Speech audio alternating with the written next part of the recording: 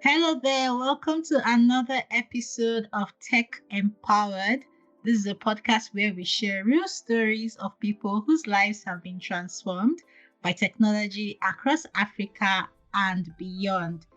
This podcast is brought to you by Tech for Dev. Tech for Dev is a non-profit organization creating opportunities for economic prosperity through digital skills empowerment and advocacy.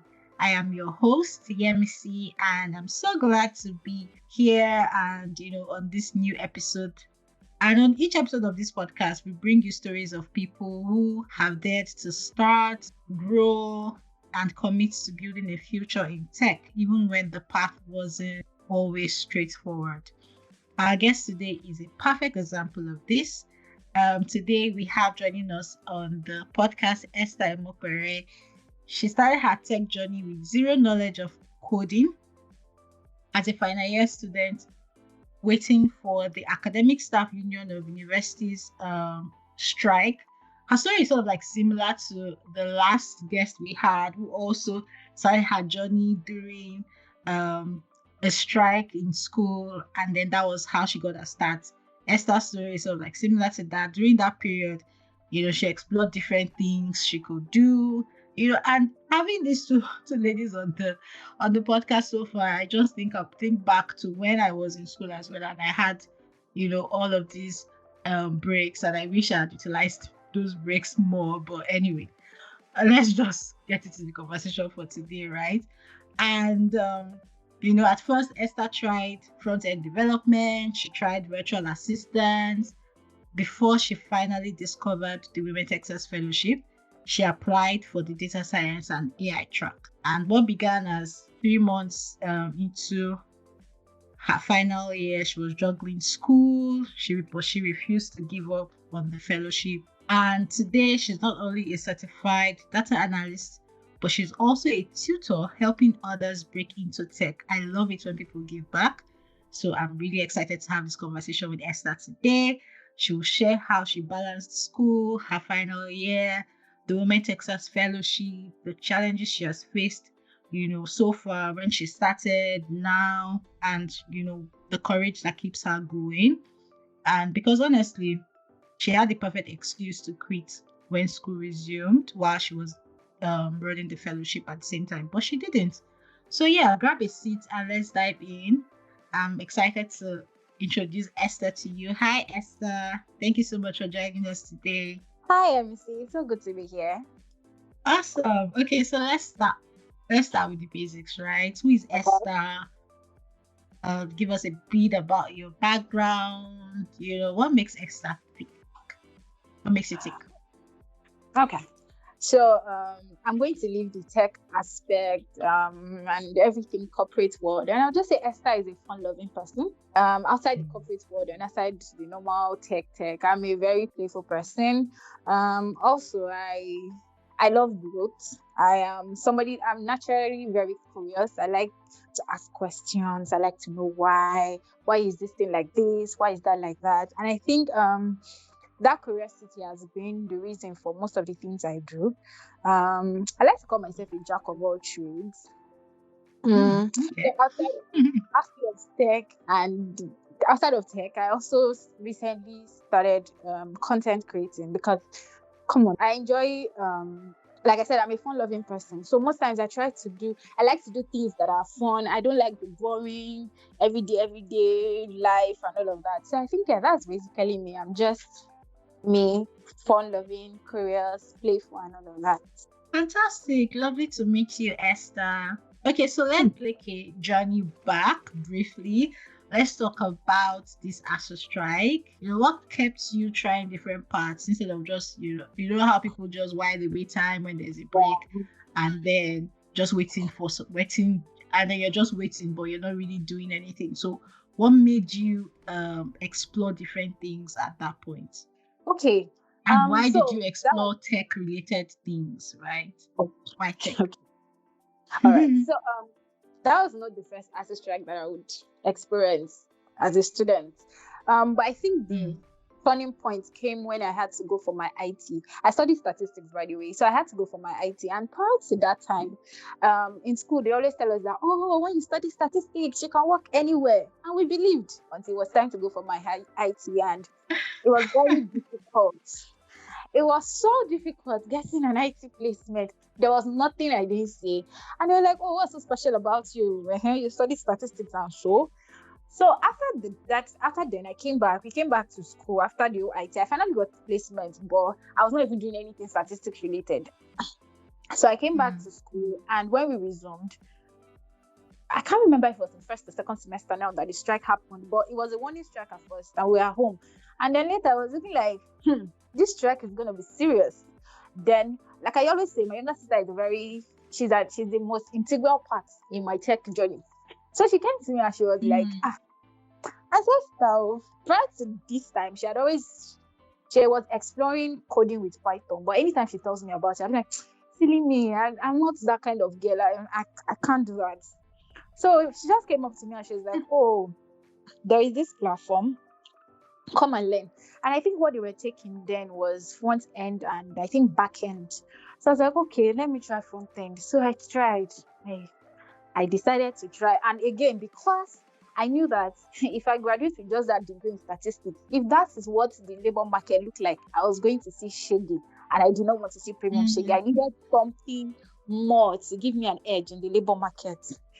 So I was like, okay, front end, let's try. And then I looked up the salary. I'm not going to lie. I'm like, oh, front end people, they earn really good. Okay, let's go.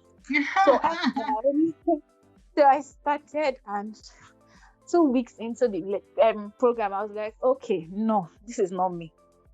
I can't do this. And then I stopped. I just gave up.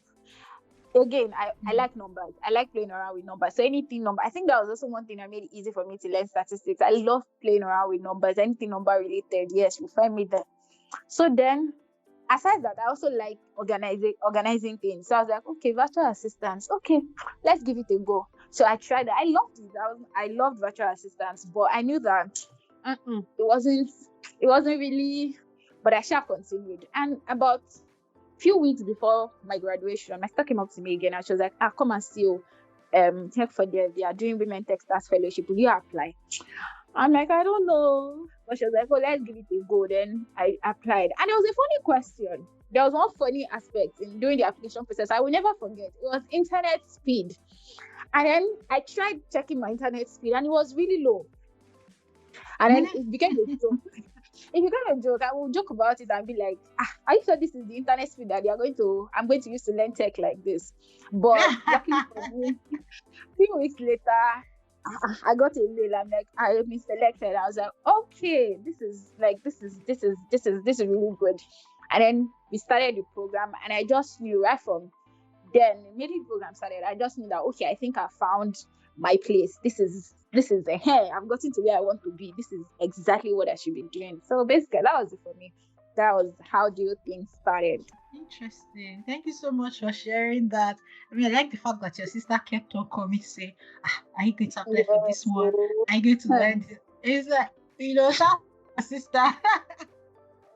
She was doing the Lord's work. I love it. Okay, so yeah, I mean that's really cool. It's good to have people around us that share opportunities, even though we're not sure of the path that we're taking. But the fact that they share these opportunities and then you try it and you realize that okay, maybe this would work, maybe this would work. But at least it opens you up to the opportunities that exist out there. Yeah. Okay, so now joining the Women Techsters Fellowship, how did you decide to apply for data science, and what was that experience like coming from a zero background that and then being a part of the fellowship? How was that experience like for you? Okay, so why data science? So when the application opened and I saw a list of all the courses, I knew immediately that anything that had to do with front end or back end, I wasn't going to do it because I've tried it and it was not my thing. So I looked through and I tried comparing what was closely related to statistics. What would give me that edge? Okay, I study statistics. What can I do that is really closely related to statistics? And I saw data science and AI. I read on it. I read on data analysis, data science. I'm like, okay, I think this is what I would go for. So I went for that. And during the fellowship, it was in fact, I think that has to be like one of like my best experiences, because being a part of the fellowship, I am how do I say it now? I'm somebody that likes to do my things by myself. I like to stay alone. I want to do my things myself. I was that kind of a person. But during the fellowship, we were pushed to interact with people. I had to start learning how to work with people. I had to start learning how to do things with people. I met amazing sisters. They're still my sisters to date. It was really, really, really, really, really, really an interesting phase for me. And merging that with school I didn't know I had that kind of superpower. But yeah, I think that was one thing that the fellowship brought out of me, my eating superpower, because it was at first when I was at home during the ASUU strike, it was a walk in the park kinda, but again, having to sit down for hours to take classes, that was another thing I didn't know I could do, because it was a stretch like that from morning to afternoon, and I had to be there. I thought me being me, because I don't like long talks. 30 minutes, 1 hour, I'm done. I want to go and rest my head. I want to do something else. I'm that kind of, I don't want to be in one place. But having to sit through a class for hours like that, and I was not bored, I wasn't tired. I was really, really invested in it. So it was, should I call it a once in a lifetime kind of experience, because it was really all it was supposed to be. It molded me, made me realize that, oh, maybe you are more than you think you are. You just need to. So I needed that push, and that platform was just that push for me. Fantastic. Thank you so much for sharing that. I mean, you touched on the fact that you were juggling, the fellowship at the same time, school resumed, you had to go back to school. What were some of the practical things that you did to help you manage and balance the two things at the same time? Okay. So it wasn't just school and managing the fellowship. So I was managing school, project work. I was part of the final year brethren committee. So I had to put together, I had to work to make sure that everything was in place, making sure that the external supervisors that would be around were well catered for, the lecturers were well. So I was doing everything at the same time. There were days I would have to be in class because attendance was compulsory. You cannot keep missing classes. So I would be in my normal class in the university. I would be on class online.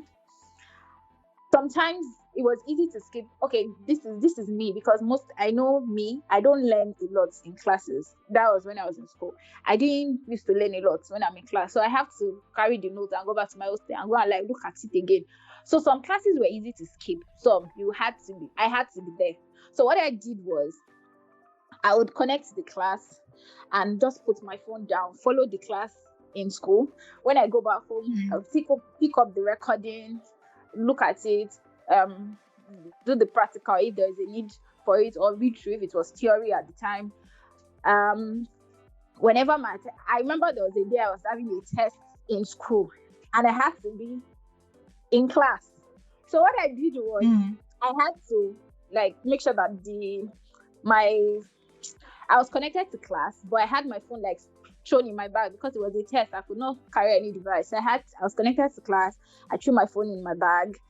When I finished, luckily for me, it was just about an hour test. So I finished, I came back, quickly picked my phone. So it was a lot. I had to learn how to, and I don't like failure. Especially when I'm invested in something, I don't like to fail. So I knew that my normal degree must not suffer, and my learning must not suffer also.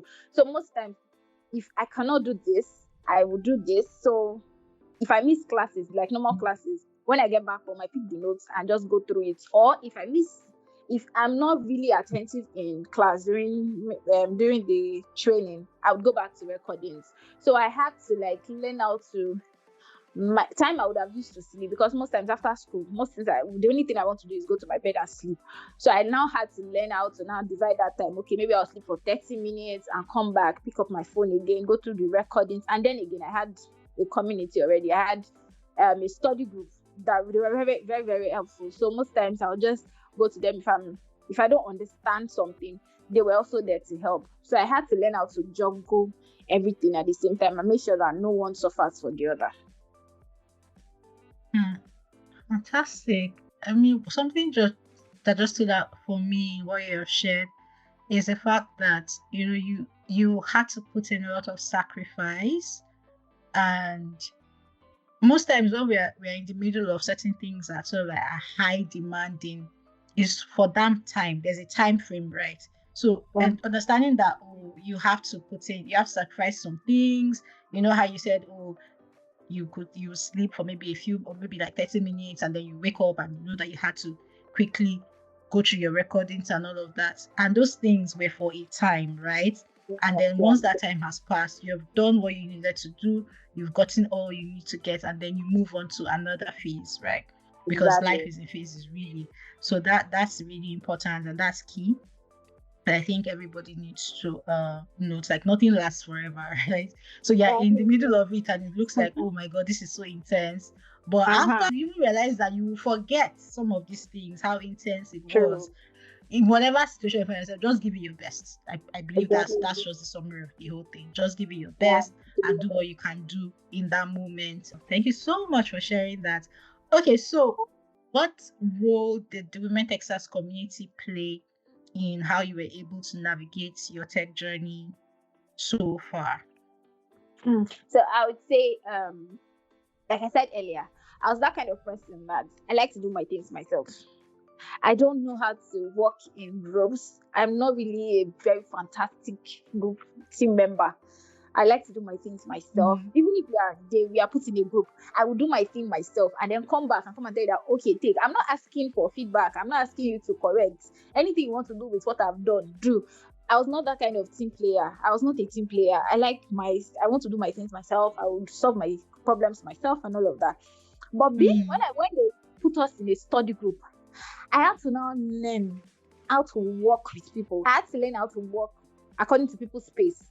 Now, most times I'm this, I want to do all my things at once, do that speed room and then just end it.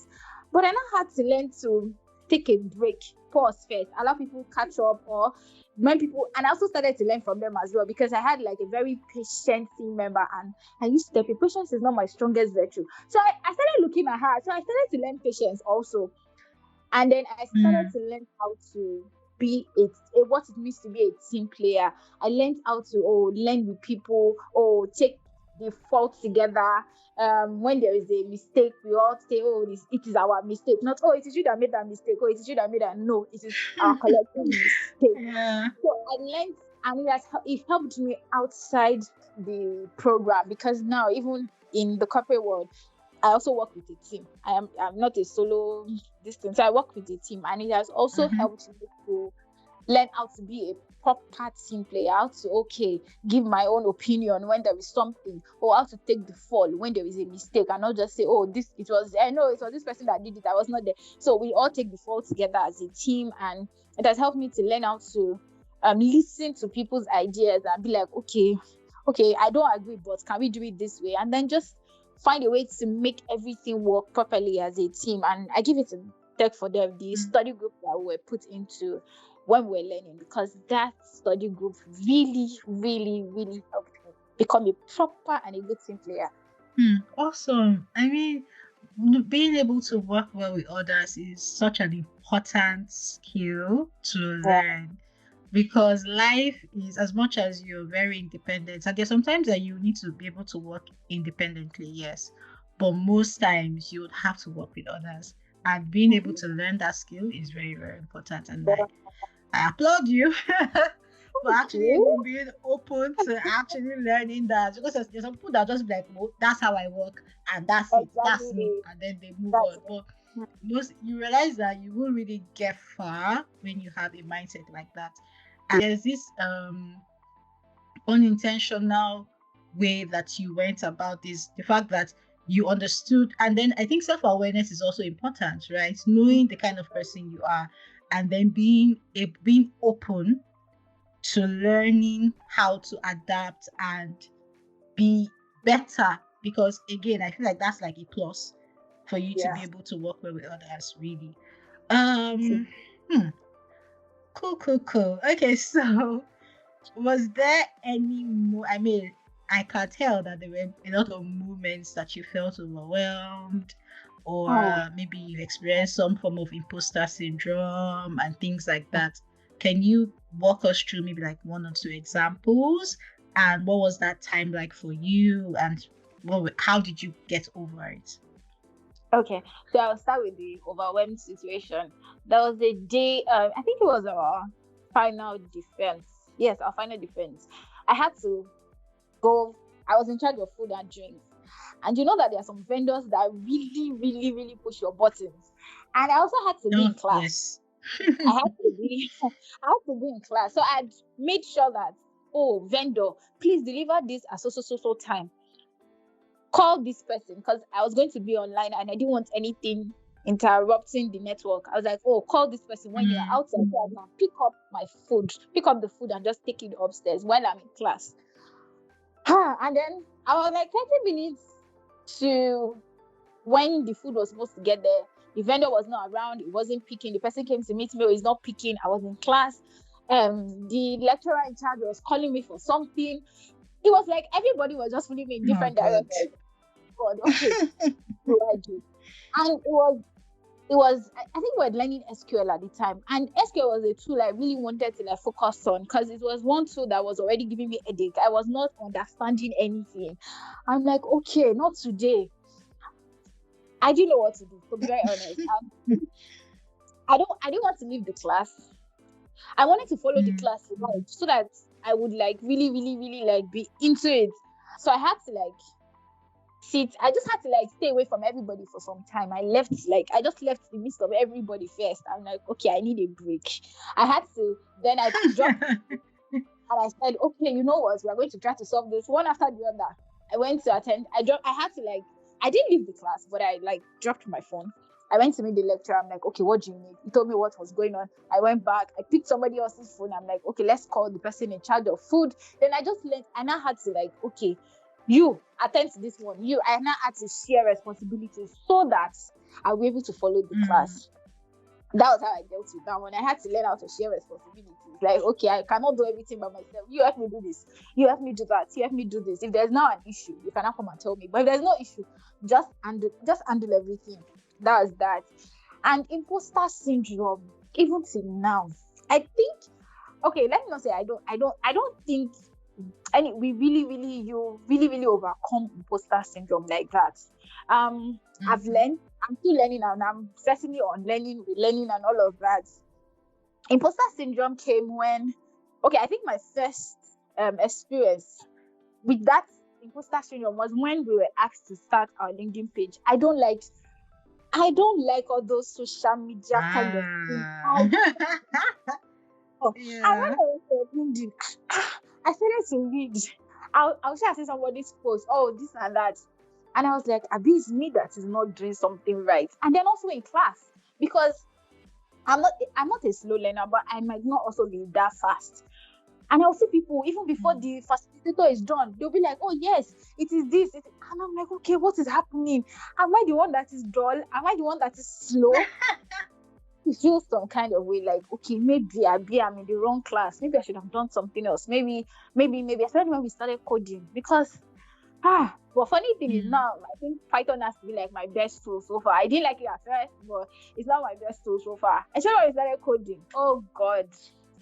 My code was always giving one error message after the other. And I used to feel some kind of way. I felt like maybe I just don't know it. Maybe I started to feel all sorts of emotions. But one thing that helped me and is still helping me is I celebrate my every little win. I try not to compare Mm. where I am with where somebody else is. Even if you're in the same class, it's fine. If you understand it, that's cool. I will come and meet you and I will ask you, oh, how did you do this? But for me, one thing that helps me when it comes to imposter syndrome is I learn to celebrate my every little win. If I write a code now and it runs, I will be very happy. It will look as if I just won $1 million because I know the work that I put into that code before it finally decided to run. So I think celebrating my every little win, and I keep Mhm. going. No matter what, I will keep showing up. If I make mistake today, I would okay, yes, I made a mistake. What can I do to make it better? I don't try to I think it's very easy to be caged in that box of imposter syndrome when you try to when you beat yourself about every little mistake and you try to compare your journey with Mm. another person. Just be you. That's what I do. I'm always me. If I make mistake, I'll be like, okay, I've made this mistake. If I've tried to rectify the error, it's not rectified. I will go and sleep. I will leave it. I will go and sleep for a while, or I'll rest. I'll eat. I'll do one thing or the other. Then I'll come back to it and find a ways to make it work. And when I make it work, I will celebrate my wins. That is how I deal with imposter syndrome. I don't do the oh, this girl is doing that, this girl is doing this.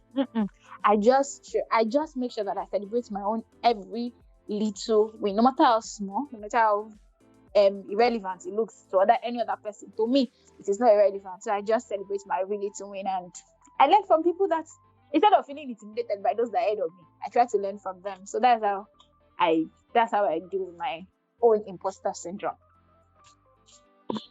Awesome. Thank you so much, Esther. I mean, you have shared a lot, right? And some key things just stood out for me. And it's how you are sharing these things without actually meaning to share them.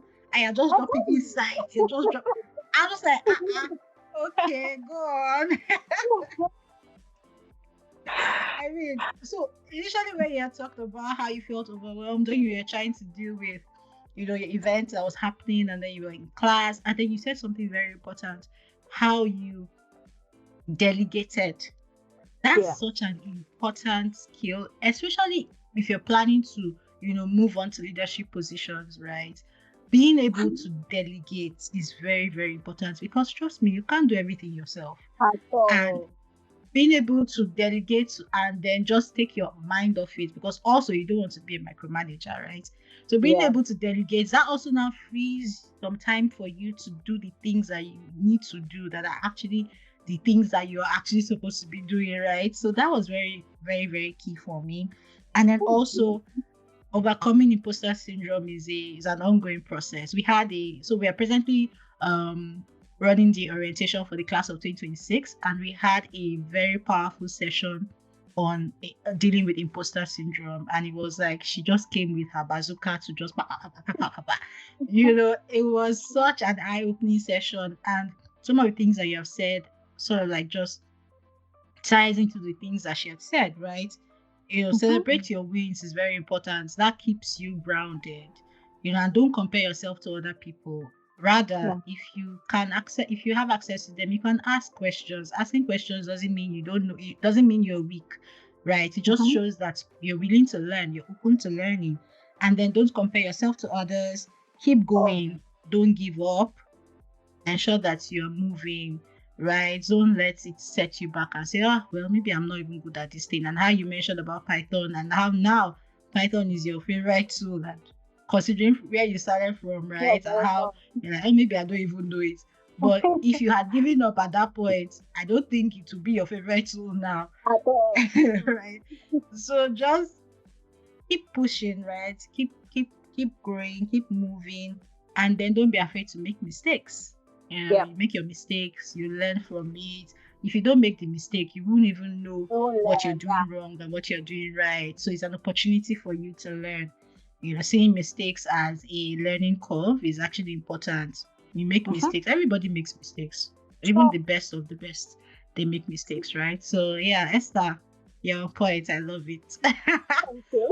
Okay, so after completing the fellowship, how did you land your first role, and then eventually becoming a tutor? How has that journey been so far? Okay. So I think we completed the fellowship in February or March. I can't really remember. And that was the same time I was graduating from school. I was wrapping up my BSc program at the same time. And before we ended the fellowship, I was already looking out for tech jobs and all of that. It was hard. They wanted to kill me with rejection, but I kept on going. In fact, even I just like any job opening, data analyst, I'm sending my application, and my first job came in May of the same year. Yes, May of the same year, and I was there. It was also a data analyst. I work as a data analyst also. When the job came, it was different from what was that word now? All the data set that we're downloading on cargo and data mode and all of that. I was looking at real people, real life experiences and all of that.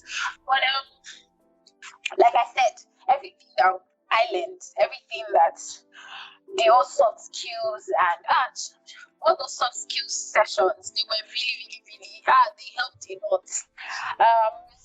So both the technical skills, the soft skills, and everything, it just helped me like really settle into the job and all of that. Tutoring. When talking about tutoring now, I didn't start tutoring till I think last year. I started tutoring last year.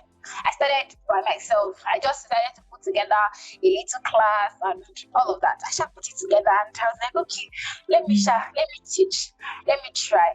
I love teaching, by the way. But also, there is also this, what do I know that I want to teach somebody? What do I know that I want to teach somebody? But in the process of tutoring, it has helped me even to now like know better. Because when I'm preparing for a class, I have to like go and do my own research and be like, okay, this thing. And it helps refresh my memory and all of that. Then after I did my own small class, I held that for I think throughout last year. Then this year was when I now went all out and then shout out to my sister because she was the one that shared me the opportunity. I was like, at Esther, there is this tutoring, can you come and apply? At first I thought it was another opportunity to learn, but she's like, no, it's not for you to learn, it's for you to teach. And again, imposter syndrome. What do I know that I want to go and teach somebody? Forgetting the fact that I had already started a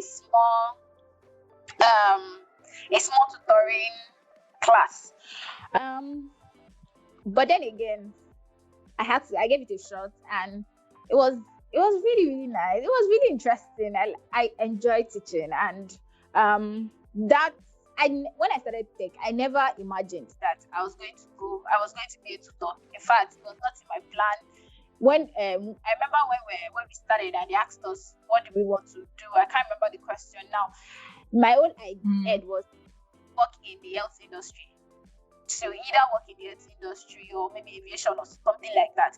I never thought media or tutoring was the last thing on my mind because I never thought about it. It just happened. One day I just woke up and I felt like, okay, I want to teach. And then I started, and then when I started, I didn't start to now become to tutor with another maybe like a more recognized platform. That was not it. I just wanted to like just do my thing, give back to the community. I remember when I did my interview, they asked me, what will you do after graduating? I said, I'll give back to the community. And I felt like, okay, tutoring is one way to give back to the community. But from that little, let me just do this, it now became something that it now became another career path that I'm willing to explore, like to become a full-blown tutor in data analysis. So that was the journey. It wasn't anything. It was not something I set out to do. It was just something that came along our tech path. So yeah, it wasn't an initial dream or an initial career path or something. It was just something that happened along the way. Fantastic. Again, your sister, I am giving a shout out because what?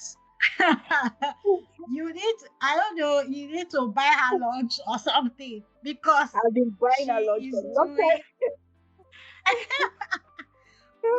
Because she's really doing lots of work and I love it. Yeah, sure. And I mean, something that really just stood out for me from what you said was, just start, right? Because the picture gets clearer when you start. And also, don't belittle how much you know. The little knowledge that you have, somebody else is looking for that knowledge, right? Exactly. And if you open yourself to sharing, you will just realize that the more you're sharing, the more you're even learning, because people will then begin to ask you questions or bring up scenarios that would actually now force you to actually learn more. So it's sort of like a give and take relationship when it comes to teaching, right? And I like that you're doing that and that you're giving back to the community. That's so important, because if you've been poured into it's very important that you also pour into others. And there's also something that comes with when you start something, the it seems like everything just sort of like aligns to bring opportunities your way. Yeah. Especially when you mentioned that tutoring wasn't something that you had in your plan to do, right? But by So, virtue of the fact that you started this thing and then the opportunity just came and then you realize, oh, I actually like to teach, so this is a good opportunity to do that. So once you've decided to do something and you start, opportunities just, I don't know, some people say the universe is aligning.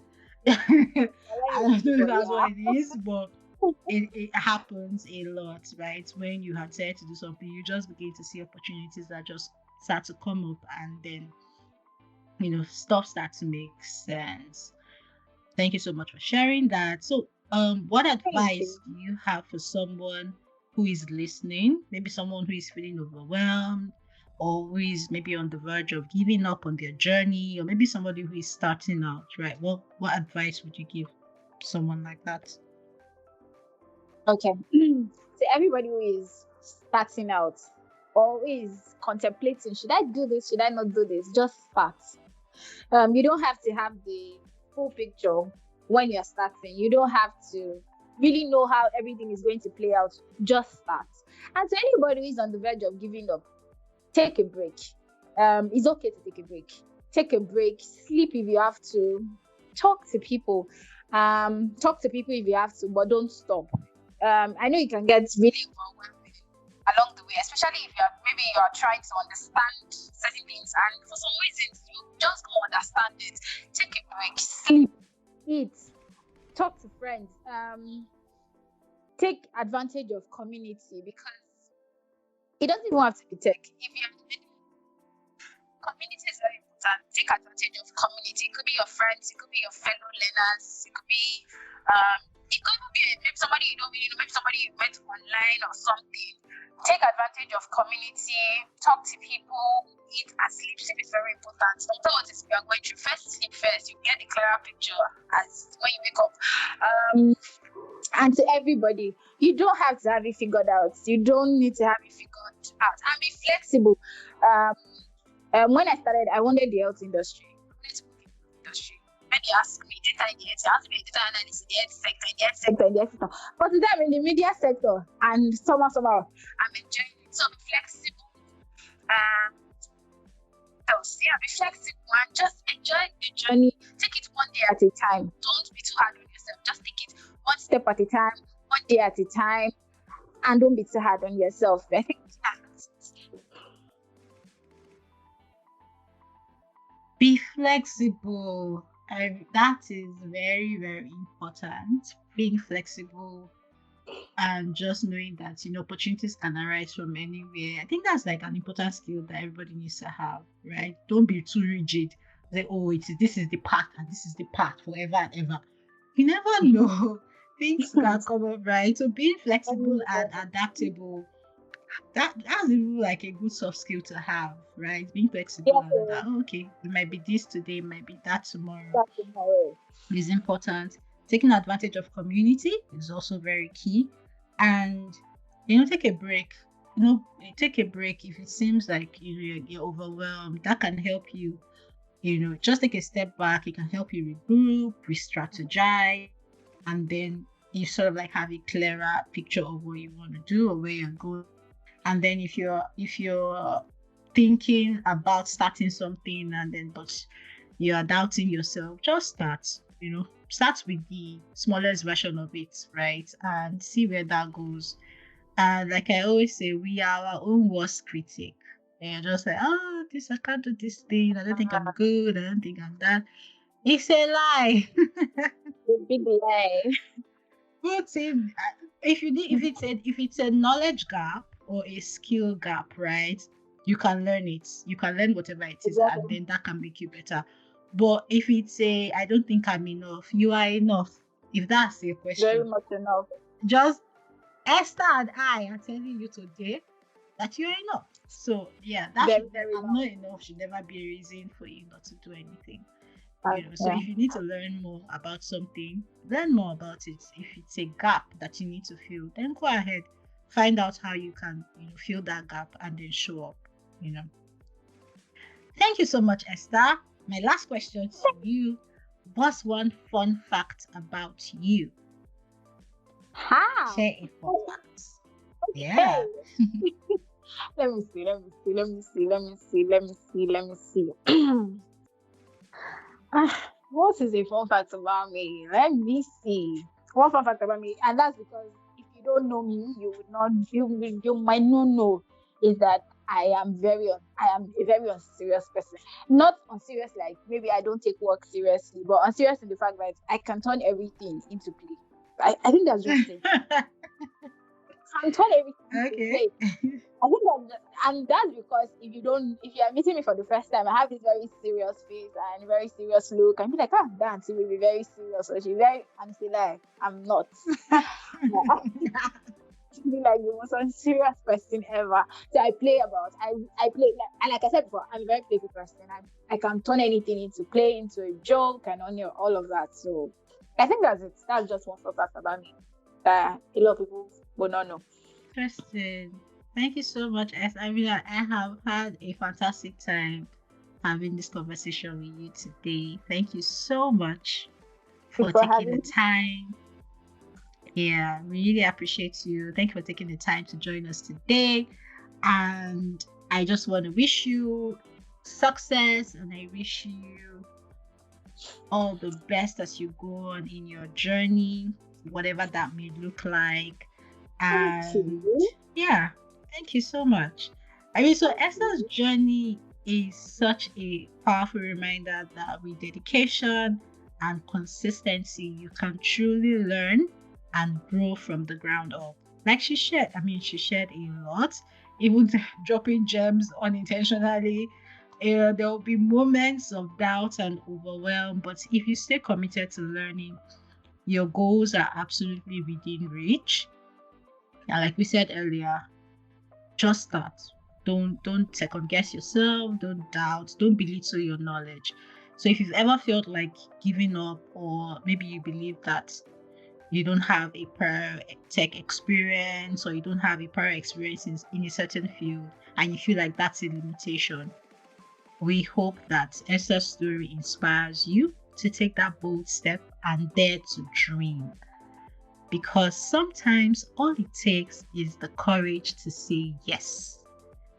And yeah, that brings us to the end of our episode today. Thank you so much for listening. If you enjoyed this episode, please subscribe. Don't forget to subscribe, share with others, check out more inspiring stories. I mean, we have quite a number of episodes out.